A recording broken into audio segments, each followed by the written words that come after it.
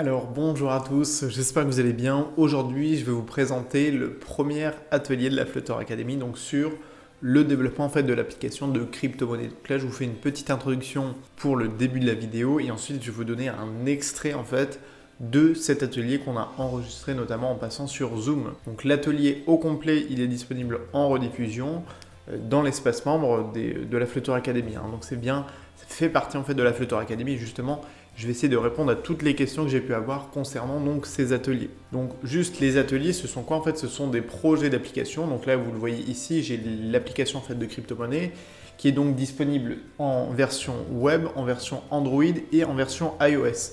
D'ailleurs, vous pouvez dès maintenant en fait tester la version web qui n'est pas tout à fait complète parce qu'il y a certaines fonctionnalités que j'ai pas pu rendre disponible avec la version web, je vais vous expliquer pourquoi, mais on va dire l'essentiel y est notamment la récupération des informations de chaque en fait crypto-monnaie. Donc l'idée c'est qu'on développe ensemble et en direct surtout cette application au complet, bien qu'elle soit assez imposante aussi, et c'est les retours que j'ai pu commencer à avoir au niveau du développement en fait de l'application. Donc c'est quand même un code qui est conséquent, mais on fait en sorte entre 2 et 3 heures, on fait ça normalement le samedi matin, et bien de développer en direct ce projet-là d'application. L'idée, c'est que ça reprend en fait plusieurs notions que l'on aborde dans la Flutter Academy. Donc, encore une fois, les ateliers Flutter, pour l'instant, ne sont disponibles que dans la Flutter Academy, qui est ma formation Flutter, qui est dédiée aux professionnels et à ceux qui ont besoin de développer des applications un petit peu plus ambitieuses, un petit peu plus techniques aussi, pour les besoins de leurs clients, pour leurs utilisateurs, etc. Donc en gros, il va y avoir évidemment d'autres ateliers par la suite, mais cet atelier-là, je vais le reproposer régulièrement, soit le samedi matin, soit le samedi après-midi, peut-être une fois toutes les 2 semaines pour commencer. Et ensuite, évidemment, vous l'avez disponible en rediffusion, donc dans votre espace membre de la Flutter Academy. Donc là, je vous donne le premier extrait, donc c'est, on va dire, les 30 premières minutes, qui vont vous permettre de voir un peu comment ça fonctionne et puis de voir en détail aussi le fonctionnement ici de l'application de crypto-monnaie. Donc si vous avez d'autres questions ou des suggestions peut-être pour les futurs ateliers, n'hésitez pas à me les mettre en commentaire. Et puis moi, je vous souhaite un bon visionnage de cet enregistrement. À tout de suite. Donc c'est bon, tout le monde voit le code de Visual Studio, l'application, c'est bon? Ouais. Ouais, c'est bon. Ok, super. Alors, donc, je vous fais une rapide présentation ici de l'application pour vous montrer les fonctionnalités qu'on va développer et puis tout simplement comment on va le faire étape par étape. Donc, comme je vous l'ai dit, ici, on va découper l'application en 3 groupes de fonctionnalités qui vont correspondre à 3 pages. D'accord? Donc, ça, c'est une des manières de fonctionner avec Block, c'est qu'ici, je vais avoir le dossier crypto pour ma page d'accueil où on récupère les dossiers de nos crypto-monnaies. D'accord? Les données plutôt de nos crypto-monnaies avec, bon, par exemple, le Bitcoin, etc., le prix, etc. On va avoir la page de détail qu'on va voir en deuxième lieu où on va aller récupérer les données plus précises de la crypto-monnaie. Donc là, on va utiliser une API, plus particulièrement, elle s'appelle la CoinGecko API. D'accord? L'avantage ici de cette API-là, c'est qu'elle est gratuite et elle ne demande pas de clé pour l'authentification. Donc, contrairement en fait à l'exemple que je prends dans le tuto qui est présent dans le module Flutter Power de la Flutter Academy, où là j'avais pris une API où il y avait besoin d'authentification. Ici, c'est même pas le cas. Et on va voir ici, il propose un produit, c'est la CoinGecko API, API de crypto, qui est très complète, qui va vous proposer vraiment beaucoup de choses. Voilà. Et notamment ici, par exemple, on peut récupérer en fait des données en fait de graphiques. D'accord? Donc là, on va utiliser un package pour afficher ces données-là. Mais c'est bien cette API-là qui va nous permettre de récupérer ces données. Et puis, on va aussi récupérer des données de type news, des articles d'actualité. Donc ça, on va les récupérer avec une API que j'ai déjà aussi manipulée. Elle s'appelle la News API, donc elle est assez simple à prendre en main. Vous avez juste besoin de vous authentifier, de générer une clé d'API, d'accord? Et après, le format, c'est toujours celui-ci. On récupère en fait des données JSON, d'accord, en rapport. Dans notre cas, on va chercher des données, enfin des articles en rapport avec un mot-clé. Donc en fait, ce mot-clé, ça va être l'identifiant, le nom de la crypto-monnaie. Donc là, par exemple, quand je clique sur Bitcoin, je récupère des informations et des articles qui sont en rapport avec le Bitcoin. Alors, il n'y a pas de souci pour les nouveaux arrivants. Voilà, n'hésitez pas à utiliser le chat pour poser vos questions au fur et à mesure. Encore une fois, je vous remets le support pédagogique ici pour ceux qui viennent d'arriver. Voilà, juste finir la petite présentation de l'application. Donc, enfin, vraiment utiliser le support pédagogique pour les codes sources, etc. OK. Et donc, on finit. Donc là, on a la partie détail avec les articles qui correspondent donc aux mots-clés, d'accord, de la crypto-monnaie, au nom de la crypto-monnaie. Donc là, on avait le Bitcoin. Si je clique ici sur Ethereum, on a évidemment les articles correspondants. Donc encore une fois, ça, la pertinence des articles, ça dépend en fait de notre API. On ne maîtrise pas vraiment les articles qui sont renvoyés. Simplement, ce qu'on peut préciser ici, on va le voir, c'est le terme de notre requête, hein, d'accord, donc c'est le mot-clé. Et donc ça va être celui de la crypto-monnaie. Et enfin, on va avoir ici la gestion des notifications. En réalité, il y a deux fonctionnalités vraiment à gérer. C'est le fait de pouvoir stocker en local les préférences de l'utilisateur. Donc nous, on va stocker est-ce qu'il a cliqué sur le Bitcoin, est-ce qu'il a cliqué sur l'Ethereum, est-ce qu'il a cliqué ou non sur les autres ici crypto-monnaies. Et en fonction de ça, on va lui générer un petit code qui lui permet en fait de s'abonner à un topic en fait. D'accord? Les topics, vous avez dû le voir dans le tuto sur les notifications push qu'on va gérer avec Firebase. Ça vous permet de gérer des groupes d'utilisateurs qui sont abonnés ou non à certaines thématiques, à certains topics. Donc, juste pour cette partie-là, est-ce que c'est bon sur la présentation de l'application? Est-ce que vous avez des questions sur les fonctionnalités qu'on va développer aujourd'hui? On va pouvoir commencer du coup vraiment à coder du coup une nouvelle application. OK? OK, donc c'est parti. Donc, ce que vous pouvez faire, hein, c'est comme d'habitude, ici, on va recréer une nouvelle application. Hop. Donc là, je peux arrêter l'exécution ici de mon code. Vous vous rendez dans votre dossier development. Bon, ça, je ne vous apprends rien. Et puis là, vous pouvez lancer la commande Flutter Create. Et moi, je vais appeler mon application Atelier 2. OK? Donc là, on va générer un nouveau code source d'une application qui va être vierge. OK? Voilà, donc là, le code de l'application est bien créé. Je peux ici fermer mon terminal et puis on va travailler du coup exclusivement avec Visual Studio. Hop. Donc là, vous venez ouvrir votre nouvelle application et on va faire un petit point au début sur les packages. Hein. On va voir que c'est le plus important à gérer au début. Donc si vous voulez, vous pouvez tester ici de lancer votre application juste avec le fichier main.dart. Moi, je vais travailler ici avec un émulateur ici d'iPhone, mais il n'y a pas de différence majeure avec Android. Hein. Il n'y a pas de... Normalement, tout fonctionne bien pareil. J'ai testé sur les deux écosystèmes. OK? On va juste se concentrer ici sur le fichier YAML et puis vraiment sur les premiers packages dont on va avoir besoin. Simplement là, ce que je vais faire, je vais rapidement revenir sur l'architecture de la version 1 de notre application. Donc là, comme je l'ai dit, on va utiliser le modèle bloc, le modèle de conception bloc et surtout plus précisément les qubits. D'accord, qubit en anglais, ça veut dire coudé. Donc si vous voulez, c'est un sous-widget issu de l'architecture du modèle de conception bloc qui est plus facile à prendre en main, plus simple aussi, qui vous permet de faire moins de choses, mais qui, dans cette première application, va vous permettre de gérer tous les états, tous les changements d'état en fait, de notre application. D'accord? Donc là, on va avoir notre dossier libre qui va contenir tout le code source de notre application. D'accord? Après, on a juste le fichier YAML, etc. Donc tout ça, c'est le code source de notre application. On va avoir ici, comme je l'ai dit, un grand dossier qui s'appelle Crypto, d'accord, qui correspond à la page d'accueil. Donc là, encore une fois, c'est vrai que j'aurais pu l'appeler Home, le dossier Home, etc. Bon, on va revenir dans les détails, puisque dans les autres dossiers, on va les appeler détails et notifications. Okay. Ensuite, ici, dans ce dossier crypto, qu'est-ce qu'on va avoir? On va avoir au moins 3 ici sous-dossiers, même 4. On va avoir le sous-dossier qubit, qui va contenir le code de ma logique métier. D'accord? Ici, on va aller récupérer les données de notre API. On va avoir un dossier modèle, puisqu'on va indiquer quels sont les champs qu'on veut récupérer de notre API de crypto-monnaie. D'accord? Le dossier widget qui va nous permettre de mettre juste du code, on va dire, Dart qui va être visuel. Hein. Ici, par exemple, on va avoir un widget pour toute notre ligne ici d'une crypto-monnaie avec comment est-ce qu'on formate ici l'image, etc.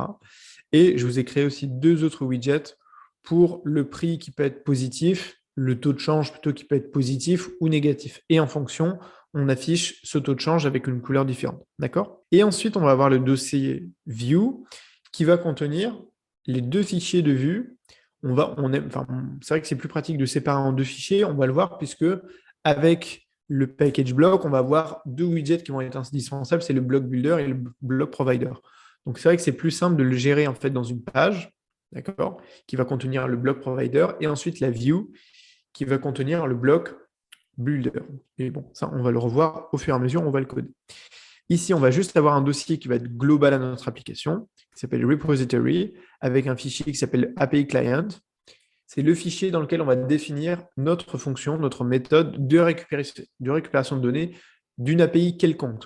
D'une API quelconque, puisque c'est une méthode qui va prendre en paramètre l'URL de notre API. Donc, on va l'utiliser pour l'API ici de crypto-monnaie et on va aussi l'utiliser pour l'API de news par la suite. D'accord? Et donc, ce dossier-là, repository, il va être accessible depuis tous les autres dossiers de notre application et donc depuis toutes les autres pages. Et ensuite, ici, on va faire une application blog classique. On va avoir au moins trois fichiers, main.dart, le crypto observer et le fichier app.dart. D'accord? Donc là, on va définir notre application. Ici, on va définir le fichier, le widget d'observation, d'accord, pour repérer les changements d'état. Et le fichier main.dart, c'est vraiment celui d'initialisation. Et on va notamment connecter notre widget d'observation, widget observer, block observer, à notre application. D'ailleurs, ici, on va utiliser et coder en fait une application de type Cupertino App, contrairement à la Material App qu'on manipule d'habitude. D'accord? Donc là, la différence, c'est juste une question en fait de design. C'est simplement que ici, en fait, pour avoir cette page qui s'ouvre sous forme de pop-up, j'ai dû reprendre le type de widget en fait Cupertino. Donc ça, est-ce que le widget Cupertino, il y en a déjà qui l'ont manipulé? C'est pas ça reste la même logique en fait que les autres, que le widget en fait traditionnel matériel. Oui. Ouais. On va commencer donc par traiter en fait les packages en fait de notre application, donc ce dont on va avoir besoin. Donc ici, on va avoir le package Cupertino Icon, on va avoir les packages blocs.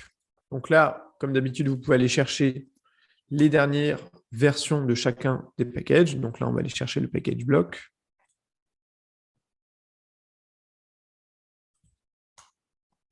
Bon, ça, je voulais gérer chacun de votre côté, mais en gros, je vais juste faire en sorte d'avoir à chaque fois la dernière version.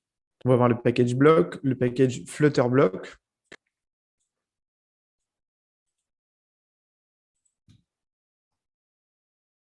Pour la fonctionnalité de base, on va avoir besoin du package ici HTTP. Ça, c'est vraiment de la fonctionnalité de base de notre application. Voilà.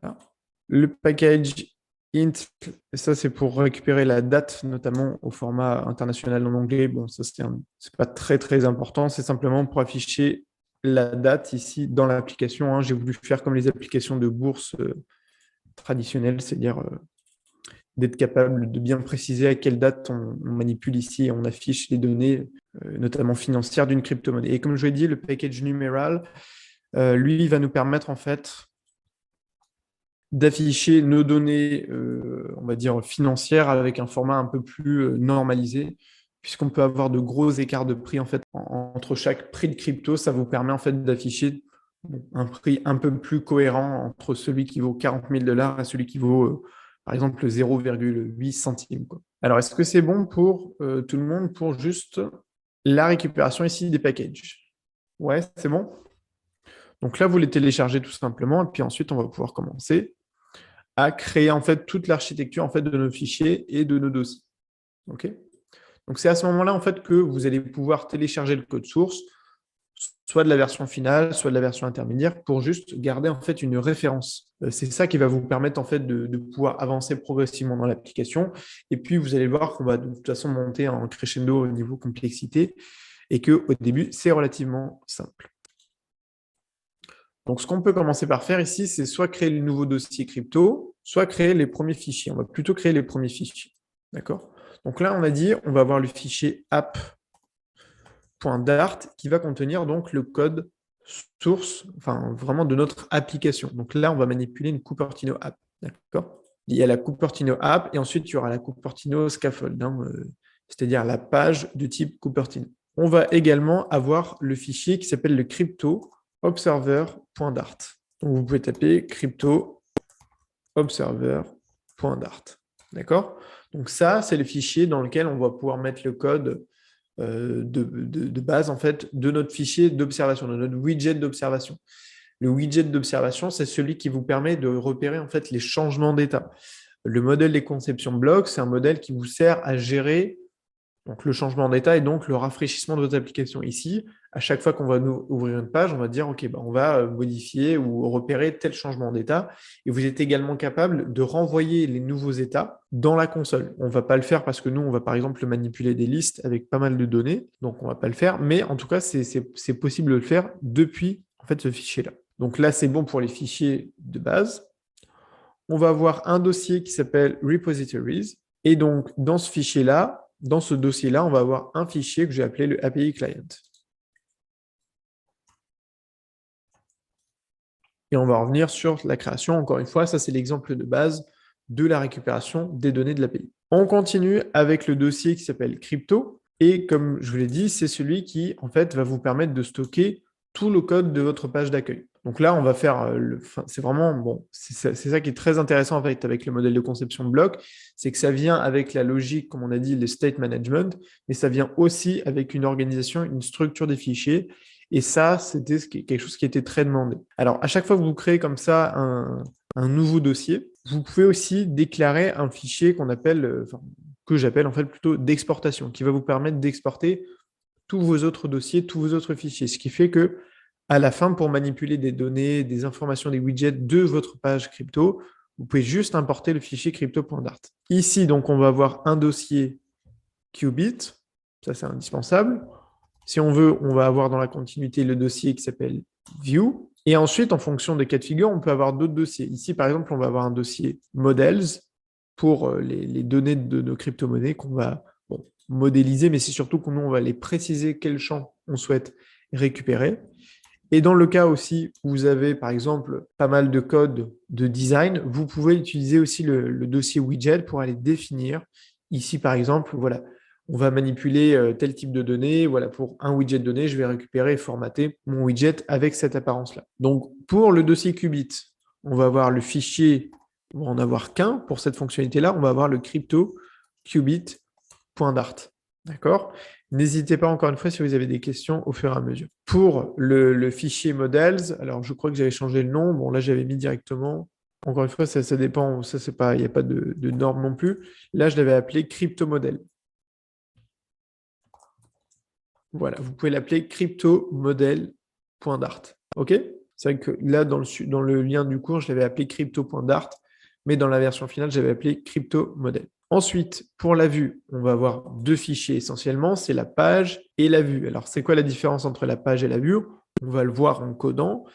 C'est simplement qu'on va définir notre page ici globale pour aller chercher et nous connecter en fait à notre qubit. Et ensuite, plus précisément, on va utiliser le widget block builder pour gérer en fait la zone qui va réellement se rafraîchir.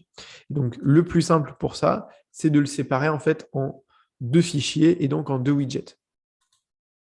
Donc, on va avoir la crypto page.dart et le fichier crypto view.dart. D'accord? Et enfin, pour les widgets, on va avoir trois widgets et donc trois fichiers. Donc, le premier, c'est le crypto widget, c'est vraiment celui de base. J'aurais pu m'arrêter là et de créer en fait qu'un seul fichier. Voilà, vous mettez le crypto widget.dart et après j'en ai créé deux en fait, c'est pour le price up et le price down. Bon, c'est simplement pour pas trop surcharger le widget principal puisque c'est voilà, il y a pas mal de code à rédiger juste pour cette partie-là. Donc vous pouvez créer le fichier ici price up widget.dart et du coup le price down. Alors, est-ce que c'est bon pour vous juste au niveau de la création en fait de ces fichiers-là? Encore une fois, pour cette partie-là, vous pouvez très bien aussi juste reprendre le code source qui est disponible en téléchargement et puis tout simplement même soit vider les fichiers, soit le reprendre avec moi quand on va les créer. D'accord? Ouais, c'est bon pour vous? Ouais, c'est tout bon. Donc là, ce qu'on va pouvoir commencer à faire, en fait, c'est à modifier indépendamment en fait chacun de nos fichiers. Alors, est-ce que vous avez tous aussi installé l'extension bloc ici? Parce que ça va vous permettre en fait de générer plus facilement les fichiers, les widgets correspondants. Ça, je vous le montre aussi. Alors, il y a celle-ci, je crois que c'est la seule dont on a besoin. Ouais, c'est bon? Bon, super. Parce que ça, c'est quand même super pratique en fait pour gagner du temps. Hop. Bon, que ce soit pour le fichier main, pour les widgets de création, etc. OK? Donc là, ce qu'on peut commencer par faire, en fait, c'est à reprendre notre fichier, hop, main.dart, et on va vraiment le vider et recommencer depuis le début. Donc là, on va avoir besoin, pour commencer, du package block, d'accord? C'est lui qui va nous permettre de connecter, en fait, vraiment le tout début de la logique, c'est ce qui connecte, en fait, la logique, le fameux block observer, d'accord? Donc, on peut aller importer nos deux autres fichiers ici, app.dart et crypto-observer. Donc là, vous pouvez mettre import app.dart et ici, vous pouvez importer le fichier crypto-observer. OK? Bon, comme d'habitude, on a aussi la fonction main, ça ne change pas. Et il y a cette petite syntaxe avec le block override. OK? Ce qu'il faut qu'on fasse juste avant, c'est qu'on déclare notre application et notre fichier ici, block observer. D'accord? Alors, on va commencer en déclarant ici notre fichier app.dart. D'accord? On va avoir besoin du coup, alors directement là, je ne vais pas avoir besoin du package, si je vais avoir besoin du package matériel et du package Cupertino. Donc là, j'importe le package matériel, donc ça, on le manipule déjà d'habitude. Et comme je vous l'ai dit, on va aussi avoir besoin du package Cupertino. Voilà, donc c'est le package Cupertino qui vous donne accès en fait à toute cette interface et ce design-là. Alors ça aussi, ça va vous demander un petit peu de manipulation pour tout simplement certains widgets, par exemple, que vous avez l'habitude d'utiliser ne seront pas accessibles. Et c'est pour ça, je ne sais pas si vous connaissez le widget juste matériel, vous donne accès en fait à tous les autres widgets. Donc ça, je ne sais pas si c'est bon pour vous, mais vous le verrez en direct. Ça vous permet d'utiliser par exemple là un design d'iOS et d'y insérer un design qui est issu du matériel et donc du design un peu plus d'Android. OK? Donc là, on peut déclarer un simple stateless widget qu'on va appeler la crypto app. Voilà. Et plutôt que de renvoyer un container, on va renvoyer donc une Cupertino app. OK? Donc là, dans cette Cupertino app, là, je vous reprends quelques propriétés de base. C'est les champs vraiment les plus importants, donc à savoir le thème, le titre. On va essayer de proposer une application avec un thème sombre. Je ne vais pas forcément m'attarder évidemment sur le design, on n'aura pas le temps de tout voir. Et surtout, ce qu'on va pouvoir proposer, c'est une page d'accueil.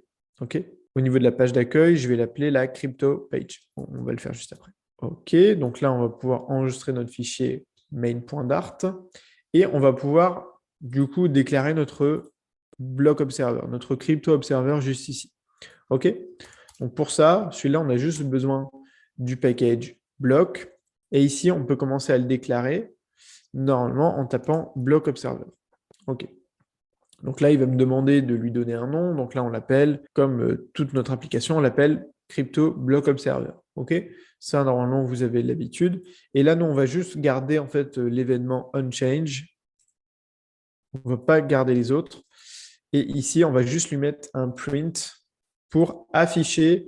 Là, ce qu'on va afficher dans le fichier, c'est simplement ici. Voilà, ce qu'on va aller afficher ici, c'est simplement en fait le changement en fait de qubit.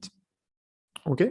Alors, ce qu'on va faire ici aussi dans le fichier main.dart, c'est qu'on va maintenant connecter en fait notre bloc observer à notre application. OK? Alors ici, pour le widget test, alors du coup, il faut juste peut-être remplacer main.dart. Voilà, crypto. Voilà, pour éviter qu'il nous génère une erreur.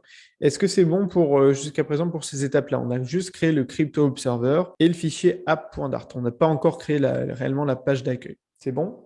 Alors, du coup, ce qu'on va continuer à faire, comme on a dit, c'est à connecter, du coup, ici. Bon, là, je vais gagner un peu de temps. On va pouvoir connecter, parce que là, la syntaxe, elle est toujours la même. On va pouvoir connecter notre application à notre crypto observer. OK?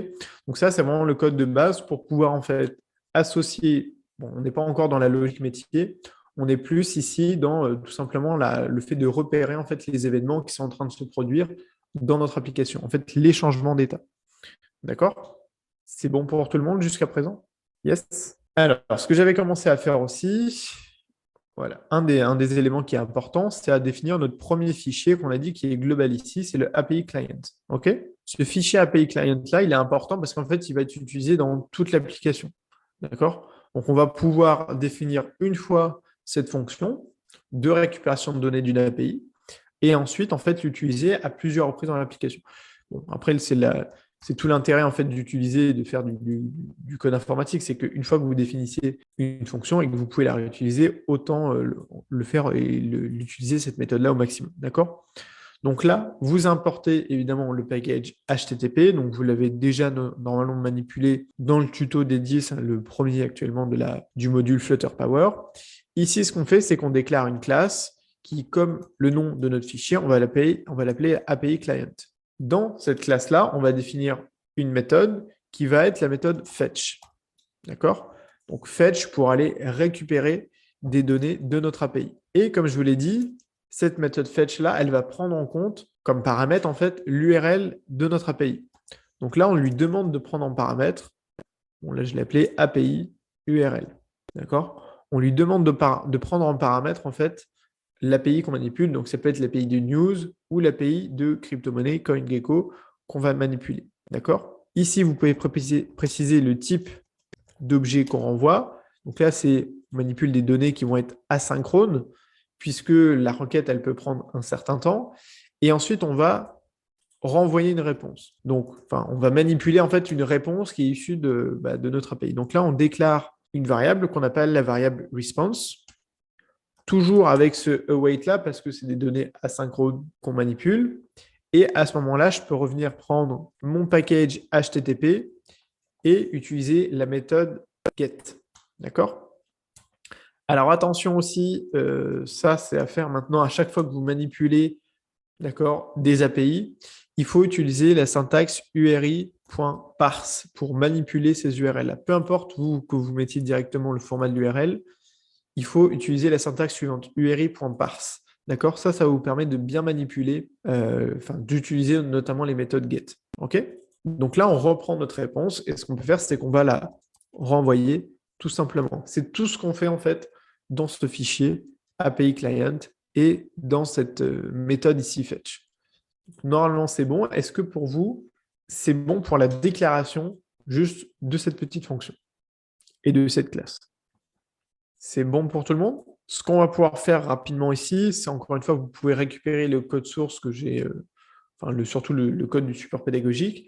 Comme je vous l'ai dit, dans le fichier crypto.dart, là on fait vraiment les bases de notre page d'accueil, on va pouvoir en fait exporter tous nos autres fichiers. Donc là, je peux faire export, suivi par exemple, si je veux exporter mon fichier Qubit, du nom de mon fichier. D'accord? Et ça, je vais pouvoir faire ça avec tous les autres fichiers. Par exemple, là, j'ai le fichier models, je vais dans le dossier models et j'exporte le fichier. Ça, c'est bon pour vous, pour les notions d'exportation. Vous faites pareil avec le dossier view, etc., etc. Donc là, j'ai le dossier page, j'ai le fichier view et j'ai aussi mes 3 widgets à exporter. OK. Donc là, si vous avez modifié le nom d'un fichier, évidemment, ça doit apparaître ici en tant que modification. D'accord? Donc là, pour cette partie-là, ce qu'on fait, c'est qu'on a fini juste les bases de notre application. La mise en place de tous nos fichiers, de toute notre architecture pour la version de base où on va avoir juste la récupération des crypto-monnaies. Est-ce que c'est bon pour tout le monde? Est-ce que vous pouvez me répondre juste oui ou s'il y a un problème, de me dire quel est ce problème-là dans le chat ou à l'audio. N'hésitez pas vraiment à m'interrompre si c'est nécessaire. Ouais, c'est bon? Ok, c'est ok pour vous? Donc là, on va commencer du coup à manipuler l'API de la CoinGecko. Donc là, je vous invite à ouvrir le site de l'API CoinGecko. Et après, au niveau de... Là, je vais l'ouvrir un petit peu en plus grand. De toute façon, on fera une pause dans 10 minutes à 10 heures. Comme ça vous permettra de vous reposer un petit peu. Ici, donc, vous avez le site de l'API. On revient depuis le début. OK. Donc là, ils vous font une démonstration de l'API. Ça, c'est très bien. Et nous, en fait, on va récupérer à peu près les mêmes informations. Ici, vous avez la section produits et vous allez retrouver API de crypto. OK. Produit, API de crypto. Et normalement, je vous ai bien laissé les liens ici dans la doc. OK?